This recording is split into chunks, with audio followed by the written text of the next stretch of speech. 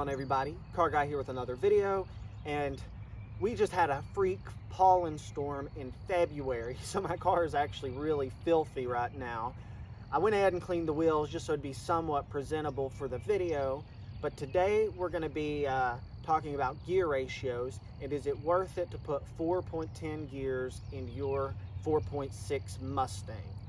Now, my last Mustang had 373 gears. It was a 4.6 5-speed with cams, and then I had a 302 car with 373s. I've also had another new Edge with 327s, but this is the first one that I've actually changed the gears in myself, so I got to see a before and after difference, first with 327s, then with 410s, and my first initial thought was, wow, this was a lot of money for not a whole lot of change. And the reason I say that is every forum you read, they're like, go 373s or 410s, like it's the biggest change you can do to a 4.6, which I will agree, it was a decent change, but the forums have it all hopped up like this is a game changer, it is the only mod you need, you know, it's just bad to the bone, you're going to be the fastest car out there. So the forums would have you, they give you a misconception, that's all I'm trying to say. It's not a bad mod. In fact, I'm going to tell you all the reasons why it's a really good mod, but don't get super high hopes, basically. Like, if you read the forums and then you get in your car after the gear install, you'll be disappointed. But if you go into it with an open mind, not sure what to expect, you will be happy. And it is an expensive mod. I went with USA Standard Gear full rebuild kit, because as long as you're in there, you might as well do everything right. You know, what's the point of doing it halfway and then a year later having to rebuild the rear end for some other reason? Go ahead and do it right. I went ahead and got the speedometer calibrated and all of that stuff. So the USA Standard Gear full rebuild kit was 800 bucks. There are cheaper rebuild kits, and you can also just get the ring gear and carrier for considerably cheaper, but like I said, I went ahead and did everything while I had it open. So 800 bucks for the rebuild kit, about 700, I think it was 700 for all the labor of the full rear end rebuild, and then $200 for the HP tuner's license. It's about 1,700 bucks plus tax for the full rear end rebuild kit, including a recalibrated speedometer, and that is a good amount of money. And let's talk about the fuel mileage. I've filled up twice now with these new gears in the rear. I've daily driven it every day for the last 2 weeks. So I've noticed about a 1 to 1.5 mile per gallon decrease in fuel mileage.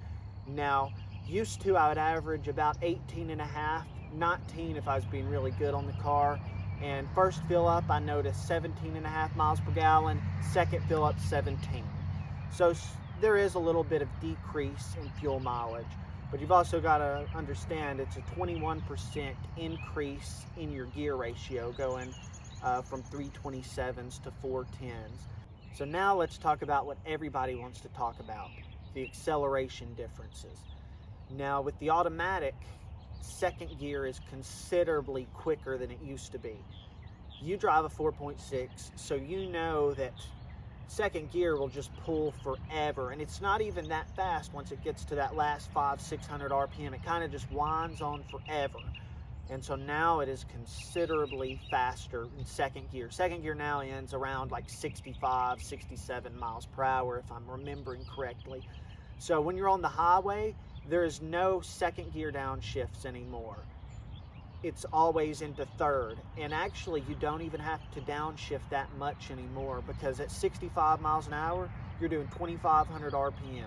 Used to, that was about 80 miles an hour that you were at 2,500 RPMs, and 2,500 RPMs is a sweet spot for the 4.6. It's right as it starts to get into its torque band. Before that, it's dead. So now 65 miles an hour, 70, whatever, you're cruising, you don't even have to downshift to pass now. You can just hit the gas and pass. And it's really nice now. I'll show y'all a few clips at the end of this video of a 0 to 60 acceleration, of a 65 mile per hour cruise, a 70 cruise, and then I do a little 70 to 80 just to show you what it's like passing. But with these 410s, you can't cruise at 75 for long periods of time. I'm just going to tell you, don't do that. You're at 3,000 RPMs. The fastest I cruise now is about 68. You really don't want to push it too much with 410s.